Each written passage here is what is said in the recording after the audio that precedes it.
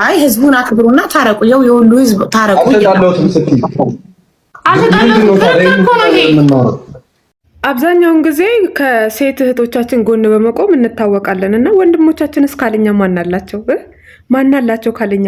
ትላንትና ሀቢባ ቤት የሽምግልና ፕሮግራም የእርቅ ማዕድ እየተከታተልኩ ነበርና ሀቢባ ትዕግስቷ እጅግ በጣም ነው የደነቀኝ።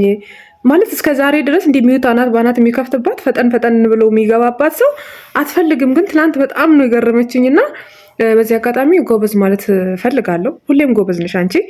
ሲቀጥል ደግሞ እቺ ፍቅር የምትባለዋለች ማለት ነው እሳት፣ እግዚአብሔርን እሳት ናት። እሳት ስማሙል ወንዶቻችን ወንድሞቻችን ያልሆነ ቦታ ሄዳችሁ ባትወልዱ ቢቀርባችሁ፣ ባታገቡ ቢቀርባችሁ ያልሆነ ቦታ እየሄዳችሁ እየገባችሁ ጨጓራችሁ ልጣችሁ እድሜያችሁን አታሳጥሩ። እሺ እድሜያችሁን አታሳጥሩ። እግዚአብሔርንም አባት ልጁን የማየት መብት እንዳለው ልጅም ደግሞ አባቱን የማግኘት መብት አለው።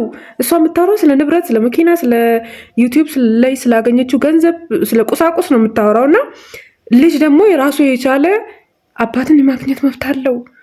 ኧረ በስመ አብ። ግን ልጅቷ ይህም ሁሉ ተውትና ይህንንም ተውትና ልጅቷ ግን በጣም እሳት ናት። እግዚአብሔርን እንዴት እኔ እንጃ። ከእሷ ጋር አንድ ጎጆ ውስጥ ተጠልሎ የሚኖር ወንድ እንዴት አድርጋ ጥስጥስ እያደረገች ማለት ነው እድሜውን እንደምታሳጥር ቁጭ ብዬ ገመትኩት።